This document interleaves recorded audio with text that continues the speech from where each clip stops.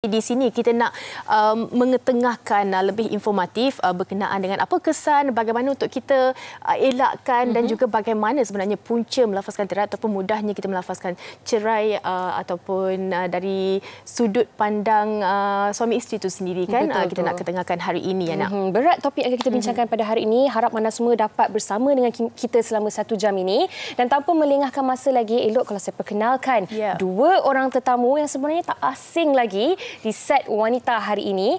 Pertama sekali kita bersama dengan Ustazah Teknologi Siti Fatahiyah Mahamud yang merupakan seorang perunding motivasi wanita dan keluarga dan Ketua Unit Akademi Pengajian Islam Contemporary UiTM. Apa khabar Ustazah? Alhamdulillah. Sihat Ustazah? Sihat.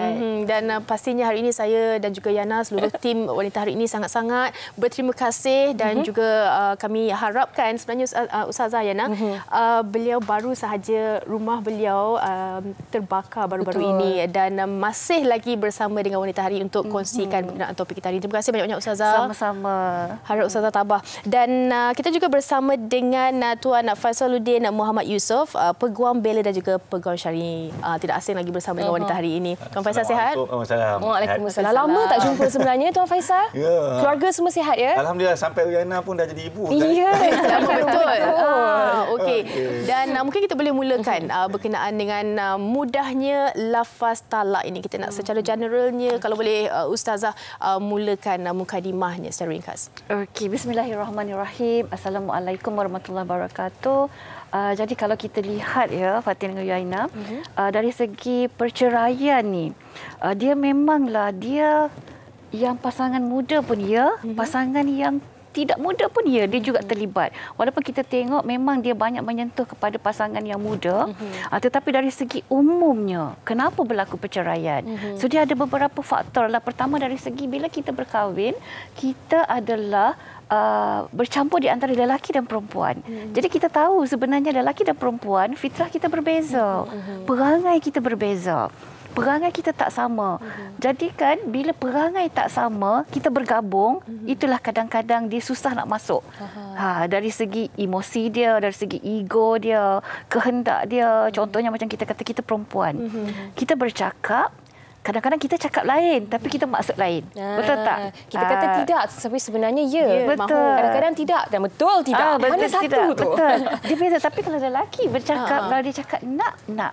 Tapi kalau orang perempuan, kalau dia cakap nak, boleh jadi 1000 nak ataupun boleh jadi 1000 tak nak. Jadi dari segi bahasa pun dia dah berbeza. Kemudian dari segi kita kata Tuan Faisal macam setuju ya? Setuju kan? Lepas tu kan kalau kita tengok orang lelaki ni dia lebih kepada nak dihormati. Okey. Kan? Tetapi orang perempuan dia nak lebih disayangi. Jadi kita tengok perkara tu pun dah berbeza. Jadi seorang nak disayangi, seorang nak dihormati. So kadang-kadang kalau kita tidak bertolak ansur, so kadang-kadang itu menjadi punca perbalahan.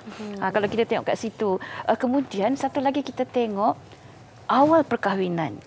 Awal perkahwinan sebenarnya adalah tempoh masa yang sangat sukar sebenarnya. Sebab apa? Sebab di awal perkahwinan dia akan menjadi habis semua rahsia. Dalam tahun pertama, 2 tahun pertama, kita dah tak boleh tutup dah. Kalau sebelum berkahwin kita cuba untuk jadi yang terbaik. Kita cuba untuk menunjukkan kita yang terbaik. Memanglah kita pun nak jadi terbaik. Tetapi kadang-kadang dia akan membuka siapa kita sebenarnya. Sebab itulah dia akan jadi lebih baik supaya kita menjadi diri kita sendiri. Sebelum perkahwinan ke, selepas perkahwinan ke, biar orang menerima kita seadanya. Ya, betul. Dan kita nak orang menerima kita dengan kelebihan kita dan juga kekurangan kita. Baik, Ustazah, mungkin ini sebenarnya ada kaitan dengan soalan yang saya nak tanya kepada Tuan Faisaluddin yang seterusnya ini kan.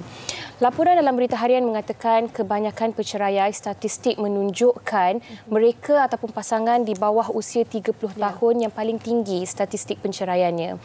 Adakah apa yang dikongsikan oleh Ustazah Fatahiyah tadi itu sedikit sebanyak memberi kesan kepada kenapa sebenarnya ramai dalam kalangan muda yang bercerai? Kadang-kadang tu kan Tuan tak sampai 5 tahun lagi, 2-3 tahun sudah pun cerai. Adakah kerana usia muda mereka ataupun apa sebenarnya sebabnya Tuan? Tahap kematangan mungkin. Yalah. Apa ni Yaina, Fatin, Ustazah Fatahiyah saya kena buat pengakuan. Hari ini, sebenarnya malam tadi, kebetulan saya tengok TikTok dengan isteri saya sebelum tidur. Isteri saya tunjukkan. Baru saya faham, selepas beberapa puluh tahun saya kahwin, saya ingat ni dah masuk 22 tahun ke perkahwinan saya. Rupanya, bila isteri membebel, marah dan sebagainya, dia rindu dengan suami. Saya baru tahu kan. Itu betul kata Ustazah tadi. Maknanya laras bahasa kita antara lelaki dan wanita ni tak sama. Hatta saya yang dah berumah tangga lebih 20 tahun pun kadang-kadang tak faham lagi. Cuba nak memahami. Jadi berbalik kepada soalan yang Uyaina tanya tadi. Betul ya. Ada artikel dah ditulis oleh pengkaji, oleh ahli akademik dan juga mereka yang beramal dengan undang. Trend perceraian bagi mereka yang bawah umur 30 tahun ni ya, maknanya sama ada baru kahwin 5 tahun ke maknanya ataupun baru setahun apa, sangat tinggi dan merisaukan kita semua ya. Berdasarkan pengalaman saya lah ya, saya secara peribadi adalah 2-3 kes, tak banyak, adalah ya. Saya buat kes perceraian di kalangan generasi muda ni ya, Fatin, Uyaina dan penonton semua ya. Antara punca dan masalahnya adalah kerana salah faham. Tidak ada persefahaman ya. Tak ada persefahaman ni berbalik kepada mungkinlah macam Ustazah kata tadi. Maknanya honeymoon period tu, tempoh tu dah habis semua diceritakannya. Itu satu. Jadi tak ada modal lah nak bersembang lagi. Yang kedua, apa yang dikongsikan oleh tadi itu dalam plot tadi kan, cerita tadi, betul lah. Maknanya kita ingatkan perkahwinan itu tenang, seumpama air yang tenang aja. Tapi sebenarnya ada juga cabaran. Kita tak ada buaya. Ada ujian, ada ombak ya. Ada waktu di mana mungkin kita kehilangan kerja, kehilangan punca pendapatan, suami kita kehilangan punca pendapatan. Jangka lepas kahwin tak nak ada anak lagi. Rupa-rupanya terus dapat anak. Terus tuan pun terus tunjuk kepada saya. Macam betul juga tu. Bila anak, tak apalah kita stop dulu nak seorang. Rupanya Allah bagi rezeki anak tu 2, 3 ramai. Jadi pendapatan ada isu masalah dari segi kewangan. Selain persefahaman tadi, menjurus kepada isu ketidakstabilan dari segi kewangan. Dan juga orang kata puncanya juga macam kurangnya dari segi didikan agama, kurangnya dari segi pemahaman. Orang kata orang perempuan ni lain, lelaki ni lain. Ada orang ni macam saya, alhamdulillah ditakdirkan di kalangan adik-adik saya ramai perempuan. Mana saya ni hidup saya dibesarkan dan dikelilingi oleh wanita. Saya dibesarkan oleh seorang opa, mak saya, adik-adik saya perempuan. Saya seorang lelaki. Jadi sedikit saya insya-Allah saya mudah memahamilah apa laras bahasa tubuh wanita tu kan. Jadi tapi tak semua orang begitu. Ada orang lelaki je. Jadi dia mungkin sikap dia perlu. Ayat mudahnya Ustazah kata tadi, nak dihormati. Sebenarnya bersifat dominan. Nak dominan. Dia nak menunjukkan bahawa dia ni suami, dia ni lelaki. Always right. Sebenarnya tak betul. Sebab ada benda-benda yang kita kena dengar juga. Apa yang isteri punya pandangan. Mungkin dia nak luahkan perasaan tu, kita kena dengar. Jadi perkara-perkara kecil ni, jangan ceritalah perkara pukul, ganas, tak bayar nafkah, ada hubungan curang dan sebagainya. Itu besar. Ini sekali kecil ni. Maknanya dari segi pemahaman kita nak bercakap, nak memahami karakter dia, nak memahami apa kehendak dia, itu pun sebenarnya salah satu punca berlakunya perceraian di kalangan generasi muda yang bawah 30 tahun. Berumur bawah 30 tahun, maknanya dalam tempoh 5 tahun. 5 tahun ni memang tempoh kritikal.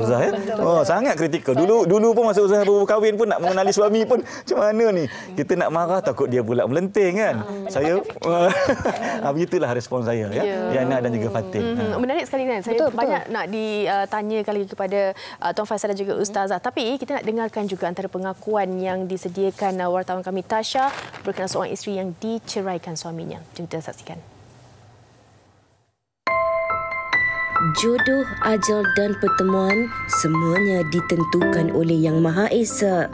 Pasti tidak ada sesiapa pun yang mengharapkan malaikat cinta yang dibina dengan penuh kasih sayang terlerai di tengah jalan. Namun takdir menentukan sebaliknya. Buat Nur Saleha dan bekas suami, selepas 7 tahun merasai pahit manis kehidupan berumah tangga, dia diceraikan dengan talak 3 begitu sahaja. Saleha yang sebelum ini melalui perit getir perkahwinan bersama suami yang bersikap panas baran, dia kini terkesan dengan apa yang telah berlaku. Sebelum ni saya dan bekas suami dah berkahwin selama 7 tahun macam tu. Dulu pun kami kahwin memang atas suka sama suka lah. So masa awal-awal perkahwinan tu memang semuanya indah, semuanya okey. Tapi saya perasan masa masuk tahun ke-4 tahun perkahwinan macam tu, saya perasan dia semakin hari dah semakin berubah. Dia dah mula ada sikap panas baran tu. Dia dah mula marah-marah saya. Tapi at the same time juga, bila kami bergaduh pun, dia akan selalu ugut untuk nak ceraikan saya supaya saya ni tak melawan cakap dia, ataupun supaya saya akan end up diam je dan iakan apa yang dia cakap. Mula-mula tu saya memang takut sebab saya memang tak nak dia ceraikan saya. Tapi lama kelamaan tu, bila saya fikir balik, macam bila panas baran dia tu makin teruk, dia pun dah mula naik tangan dengan saya. Sikap dia dah makin lama makin tak okey. Benda tu yang buat saya macam betul-betul tak boleh nak tahan dah. Sejujurnya saya sendiri tak tahu kenapa dia tu senang sangat nak anggap lafaz cerai ni macam satu benda yang boleh buat gurauan. And benda ni macam bagi dia sangat mudah. Saya akui macam dulu pun memang kami mula berkahwin di usia yang muda, dan mungkin masa tu kurangi ilmu ke ataupun sebagainya lah. Tapi macam selepas 7 tahun, saya betul-betul tak sangka yang lalasnya akan jadi macam ni. Dalam sekelip mata macam tu je dia ceraikan saya dengan talak 3 hanya kerana sebab benda yang kecil je masa tu. Masa tu pun memang sebelum diceraikan tu pun memang dia ada ugut saya, and saya memang tak tahan dah masa tu. Yelah, mungkin sebab dia pun, saya memang betul-betul tak tahan lah dengan bila dia selalu ugut saya untuk ceraikan saya, untuk selalu pukul saya, selalu marah-marah saya. Saya memang tak boleh nak tahan dah. Saya tak tahulah kalau macam lepas ni saya ada ke tak keberanian untuk berumah tangga lagi. Saya rasa macam saya trauma dengan apa yang jadi semua ni lah.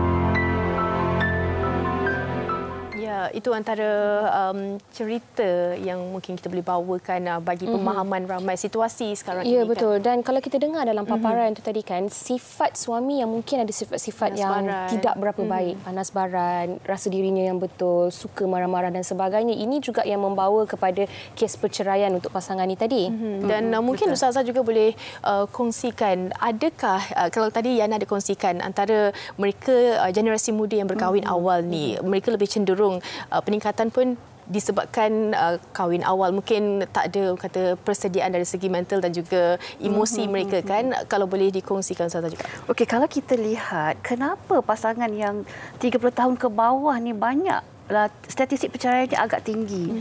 Dia mungkin kita boleh lihat dari segi satu aspek, iaitu sifat-sifat ataupun generasi orang muda. Okey, generasi orang muda ni kalau kita lihat mereka ni, pertama dia adalah, mungkin kita lihat dia masih fragile ataupun agak rapuh sedikit. Dia kurang daya tahanan. Orang muda jangan marah, bukan saya kata tak ada daya tahanan. Ini realitinya. Tapi dia macam ni tahu. Kalau kita tengok mak ayah kita dulu berkahwin, bergaduh-bergaduh juga, merajuk-merajuk juga, tapi daya ketahanan tu ada. Tetapi orang muda dia agak kurang di situ. Sebab apa? Sebab dia bersifat kalau buat apa-apa dia nak cepat. Orang muda kalau kita nak emergency punya decision, keputusan yang cepat bagus. Sebab dia akan bagi cepat keputusan dia. Cumanya kita takut bila dia cepat, dia tak berfikir panjang. Yang tu yang akan kita takut makin kronik. Sebab apa? Sebab kita kata, dia mungkin akan kata, kami bercerai cara baik. Itu statement yang biasa, kenyataan yang biasa. Kalau bercerai cara baik, baik tak payah bercerai. Jadi itu yang kita nak, supaya cuba untuk cari kekuatan untuk pertahankan rumah tangga kita. Yang tu yang kita nak tu. Betul, Ustazah. Kalau bercakap mengenai pertahankan keluarga Yana, sewaktu PKP dulu, pernikahan meningkat. Selepas PKP banyak pula penceraian meningkat. Ini pun salah satu faktor juga kan. Baik. Dan mungkin Tuan Faisal boleh kongsikan juga dari segi perundangannya kan Tuan. Kalau kita melihat untuk kita letakkan, sebenarnya bercerai ni adalah sesuatu yang cukup berat. Lafaz cerai itu sendiri adalah sebenarnya membawa 1001 tanggungjawab dan juga kesan kepada kedua-dua individu ni tadi. Kalau mereka suami dah melafazkan cerai, katalah bulan lepas melafazkan cerai, kemudian mereka kata dah rujuk balik tetapi sesama mereka sahaja, kemudian ke depannya tu berlaku lagi lafaznya cerai lagi, berlakunya lagi dan lagi, dan perkara ini berterusan. Apakah kesannya tuan, dan adakah sebenarnya lafaz cerai itu tadi sah dan dikira sebagai cerai, sudah berlakunya cerai? Terima kasih. Bagus sangat ya soalan ni ya. Yalah, waktu masa kita dilanda pandemik COVID, mahkamah pun tutup. Jadi bergaduh, boleh kata di sebalik kata ramai yang bernikah, kadang-kadang bergaduh setiap hari pun ada sebab tak boleh keluar kan. Jadi begini ya. Abghadul halalu indallah at-talaq, kata Allah SWT dalam Al-Quran ya. Perkara yang Allah tak suka, paling benci ni walaupun halal di sisi ni adalah cerai ya. Sebab itu kuasa cerai ni diberikan kepada sebenarnya dua ya. Satu suami kita, yang kedua mahkamah lah kuasa untuk mencerai ni. Kenapa suami? Kenapa lelaki? Sebab lelaki itu Allah memang berikan anugerah, dia sifatnya untuk memimpin, bertanggungjawab memberi nafkah dan juga kesabaran. Tapi dalam hal begini yang macam Yana cakap tadi ya, hari ini lepas cerai, besok okey, kemudian minggu depan gaduh balik, lepas cerai lagi ya. Itu kalau lelaki. Tapi kalau isteri diberi kuasa untuk melepaskan cerai ni, kan Fatin, Ustazah kan, rasanya sehari berkali tu. Contoh kan. Risau juga. Risau juga. Tapi tak ada. Itu you all tak ada kuasa tu ya. Baik ya. Dalam hal begini ya, perempuan, penonton semua ya. Bila dalam keadaan maknanya berlaku perceraian ni ya, kita kena cepat-cepat laporkan perkara ni kepada mahkamah. Baik. Memang ya, dari segi hukum syaraknya memanglah lafaz cerai itu kalau antara kita dengan suami kita, kalau suami kita dah lafazkan talak, boleh jadi ianya sah ya.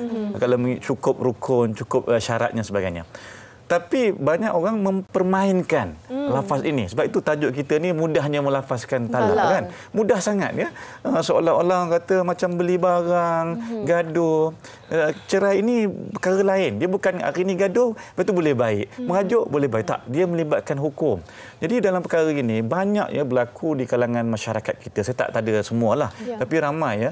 Maknanya bila dia dah melafaz cerai ni, kemudian dia rujuk dengan cara sendiri, kemudian dia lafaz cerai, ada kes dah lebih 3 kali pun. Dan dah rupa-rupanya dah talak 3 tahun lepas lagi dah. Allahu Akbar. Jadi hubungan dia sepanjang beberapa tahun ni bukan sebagai suami isteri. Dia dah dianggap sebagai hubungan yang tak sah. Hubungan yang terlarang ya.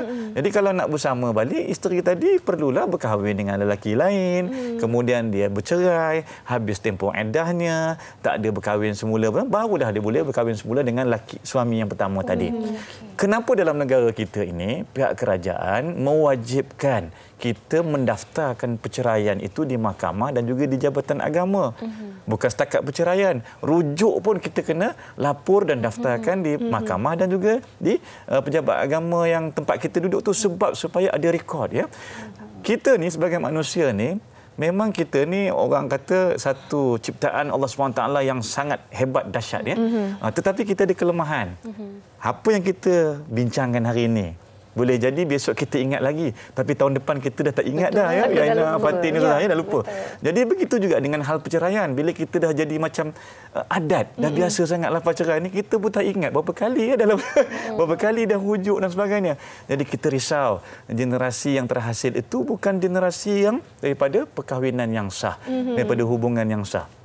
Maka jadilah ya, memang ada masalah dari segi pembinaan generasi, ada masalah sikap, ada masalah budaya. Mungkin juga ini juga mungkin mendorong kepada berlakunya perceraian di awal generasi muda ya. Tapi ini saya punya tafsiran lah. Jadi itu pentingnya kenapa dari segi perundangan kita kena laporkan ke mahkamah, daftar di mahkamah dan daftarkan di Jabatan Agama supaya rekod tu ada dan kita tahu berapa kali dah aku ceraikan bini, berapa kali dah kita berujuk dengan suami, supaya kita tidak melanggar perintah yang ditetapkan oleh Allah SWT dan juga undang-undang yang ada dalam negara ni. Wow, saya kira apa yang Tuan kongsikan adalah sesuatu yang membuka mata kita semua, khususnya kepada pasangan. Mungkin isteri ni dia dah dengar banyak kali tetapi tidak pernah dilaporkan ke mahkamah, tidak ada rekodnya. Ini adalah saya rasa membuka mata kita semua yang sekiranya berlaku perkara-perkara seperti ini harus dilaporkan segera. Ya, dan sedikit saya nak tanyakan kepada Tuan Faisal juga kan,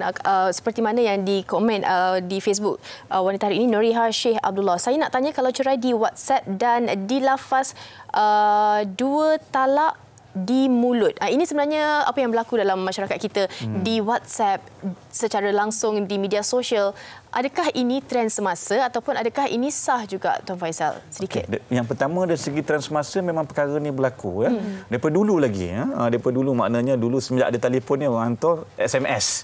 Kemudian kita evolve kepada media sosial, ada WhatsApp, ada Facebook dan sebagainya. Sampai peringkat ada mungkin ada TikTok dan juga melafazkan aku ceraikan isteri dengan talak 2 dan sebagainya. Jadi perkara-perkara begini untuk ditentukan sah, sebab itu kita kena laporkan kepada mahkamah. Sebab perkara yang bersifat lafaz talak secara tulis, secara begini memang perlu dia punya pengesahan di dalam mahkamah, sebab hakim nak tanya niat dia. Apa niat suami tadi kan? Betul ke sebelum tanya niat tu betul ke awak yang tulis ni? Macam mana keadaannya, mabuk ke dan sebagainya, sedar ke? Itu yang pertama. Jadi apabila mahkamah dah kata sabit memang apa yang dituliskan di dalam WhatsApp tu sabit memang sah, maka jatuhlah talak. Perkara kedua, kalau dia balik pula dia kata aku lafazkan talak secara verbal, tak cukup dengan WhatsApp tadi, dia tambah lagi kan. Jadi perkara-perkara ini, insiden-insiden ini perlu dilaporkan di mahkamah supaya mahkamah, hakim akan teliti, akan semak dan akan buat keputusan. Sebenarnya sudah berapa kali dah lafaz talak itu. Mungkin yang pertama dalam WhatsApp tu yang pertama. Kemudian yang secara mulut tu tambah lagi satu lagi. Jadi dah 2 talak, tinggal satu lagi peluang. Jadi ini melibatkan hukum, melibatkan perundangan. Jadi memang wajib kena dilaporkan di mahkamah dan jangan pandang enteng ya perempuan ya. Tolong jangan pandang enteng sangat. Sebab kita nak kerukunan dalam rumah tangga. Saya kira Yana melibatkan hukum dan juga melibatkan kejujuran pasangan suami isteri juga. Kadang-kadang isteri ni dia rasa macam suami dia tengah marah, suami dia dalam keadaan yang tidak rasional kan, melafazkan. Jadi mereka simpan antara mereka sahaja. Ini yang menyebabkan mereka tidak membuat laporan di mahkamah. Dan ini mungkin juga yang saya tanya kepada Ustazah kan. Macam tadi Tuan Faisal ada kongsikan. Pertama kali lafazkan talak. Kemudian minggu depannya tu lagi sekali. Dan semua ini tidak direkodkan. Tahu-tahu dah lafaz ketiga. Kemudian macam Tuan kata, isteri itu perlu berkahwin dengan yang lain, perlu bercerai melalui tempoh iddah dan sebagainya. Besar sebenarnya kesan sekiranya kedua-dua pasangan ini tidak mengambil kira ataupun tidak menekankan tentang faktor betapa lafaz itu adalah sesuatu yang cukup besar dan berat. Mungkin Ustazah boleh kongsikan dan tekankan sekali lagi tentang kesan bukan sahaja kepada isteri, malah kepada suami. Sekiranya lafaz itu senang saja dilafazkan. Talak tu dia macam ni tau. Sebab itu dalam perkahwinan dia bukan cinta saja yang penting. Dalam perkahwinan ni sebenarnya ilmu tu penting. Sebab itu kalau kita tengok di Malaysia, kita ada kursus kahwin. Tapi kita tak nak benda tu dijadikan untuk penuh syarat sahaja. Jadi pasangan-pasangan yang nak berkahwin, bila masuk kursus kahwin, hayati betul-betul, dengar betul-betul sebab ilmu tu penting. Sebab dia memberi kesan macam yang Tuan Faisal sebutkan tadi, kadang-kadang tak buat laporan. Sebab tak apalah, malas. Tapi dalam segi hukum, kiraan tu adalah sangat penting. Sebab kita nak tahu talak 1 ke, talak 2 ke, talak 3 ke. Jadi kesan dia tu adalah sangat besar. Jadi pasangan yang dalam perkahwinan ataupun yang baru nak berkahwin kena alert perkara tersebut. Ilmu tu sangat penting. Sebab dia akan membawa kesan yang lebih besar. Contohnya macam yang Tuan Fazal sebut tadi, takut nanti talak 3 tu dah tahun bila dah jatuh.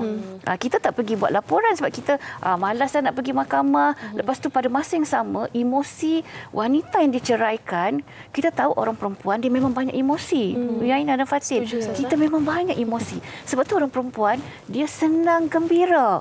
Tengah-tengah dia gembira, dia boleh sedih. Tengah-tengah sedih dia boleh jadi okey. Kadang-kadang dia boleh je. Kadang-kadang suami dia balik, kan suami balik dengan muka senyum, kita nak buat hal. Sebab apa? Kita boleh teringat macam-macam. Tapi suami ni duk fikir apa salah aku ni. Dia macam rasa tak ada bersalah kan. Dia tiba-tiba nak buat hal. Suami ni macam nak perhatian. Jadi wanita yang dalam keadaan biasa memang banyak emosi. Tapi bila dalam keadaan tertekan, dia lagi banyak emosi. Jadi emosi dia ni sama ada dia nak pergi fight lagi kat mahkamah ataupun malahlah dia dah tak nak aku, dah lah biarlah aku nak teruskan hidup aku. Yang tu tak boleh jadi. Jadi sebagai wanita kita memang kena tanamkan dalam diri kita, padatkan dalam diri kita ilmu ni tentang perkahwinan. Dan sama juga dengan lelaki, kena tahulah sebab mereka yang nak lafazkan talak. Kan kalau kita kata tadi, kenapa dekat WhatsApp saja? Kenapa nak DM nak menceraikan? Sebab sekarang kita lihat dari segi teknologi yang ada. Itu itu adalah medium komunikasi. Jadi sebab itulah kita tengok banyak kes melalui DM pun boleh bercerai sebab diorang bergaduh dekat DM, diorang bergaduh dekat Instagram. Kenapa dekat WhatsApp je boleh lafaz cerai? Sebab diorang bergaduh dekat dalam tu. Jadi sebab itulah kita tengok banyak channel-channel perceraian, komunikasi itu berlaku, tapi kita kena kuatkanlah semangat kita. Betul. Kesan dia besar, apatah lagi kalau kita tengah mengandung ke, ataupun dah ada anak ke. Kan sebab mak ayah ni, itu memang keputusan mak ayah. Tapi tolonglah ibu ayah yang di sana. Kalau ada apa-apa masalah, cuba pertahankan sehabis baik. Terutamanya untuk siapa? Cahaya mata kita. Betul. Cahaya mata kita, anak-anak kita. Walaupun kita kata kita bercerai, tapi kesan kepada mereka tu ada. Dia memerontak dalam diam. Jadi kita tak nampak benda tu. Betul. Jadi itu yang bahaya. Cuba pertahankan, tetapi pada masa yang sama cuba perbetulkan apa masalah yang sedang berlaku dalam hubungan tu untuk suami dan juga untuk isteri. Baik. Dan Tuan Faisal, kita sebenarnya banyak lagi soalan tapi kita kesuntikan masa. Dan secara ringkasnya mungkin Tuan Faisal boleh kongsikan antara tindakan para isteri ini selepas dijatuhkan talak. Kadang-kadang disebabkan awak keluar rumah, jatuh talak. Kadang-kadang ada disebabkan kes-kes yang mungkin nak selesaikan anak dan sebagainya, terjatuhnya talak itu. Mungkin apa yang mereka perlu lakukan selepas jatuhnya talak tu? Gini ya, perempuan yang pertama jika mengalami keadaan begini, bertenang. Jangan cepat membuat reaction yang tak munasabah ataupun yang bukan-bukanlah. Cuba tenang. Tapi saya tahu sukar sebenarnya, emosi macam-macam kan. Baik. Perkara yang kedua yang perlu dibuat adalah kita kena melaporkan perkara ini kepada mahkamah, ya, pihak mahkamah rendah syariah yang berdekatan dengan tempat tinggal perempuan, untuk laporkan apa lafaznya, bagaimana keadaan itu berlaku. Kalau secara WhatsApp, bagi tahu secara WhatsApp. Kalau secara lafaz talak secara langsung, cakap secara langsung. Kalau secara kinayah, mana sindiran, cakap secara sindiran. Kalau secara taklidnya tadi, kalau kau keluar rumah sebagainya, kena nyatakan perkara itu supaya pihak hakim mahkamah akan membuat keputusan sama ada ianya jatuh talak ataupun tidak. Supaya tidak ada keraguan tu perlu kita hilangkan. Ya. Buat suami pula kena ingat, ya, saya nak tambah sikit lah. Boleh, silakan. Kata orang patah tumbuh hilang berganti, ya. Bunga bukan sekuntum dan sebagainya. Saya tak berapa setuju bab itu, ya. Bila kita dah ada seorang isteri yang dah tahu kita punya luar dalam, kita kena hargai dia. Begitu juga dengan kita. Bila kita ni seorang suami, kita tahu kita pun banyak kelemahan. Saya bukan nak membela sangat isteri sebab saya tahu ramai juga isteri-isteri yang ada silap sedikit. Ya. Tetapi kita dah kenal lama. Kita dah kenal dalam proses kenalan tu macam-macam, ya. Kita kata rahsia, memori indah, apatah lagi kalau ada anak. Maka dalam perkara ini kita jagalah hubungan tu. Sebab mudaratnya apabila berlaku perceraian ni bukan antara dua pihak, ya. Dua pihak saja. Apatah lagi kalau sebab tu sebab yang kecil-kecil.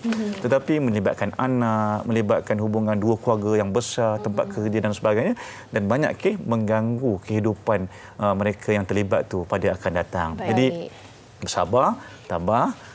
Perempuan jangan lupa, ya, lapor kepada mahkamah kalau dilaporkan talak suami.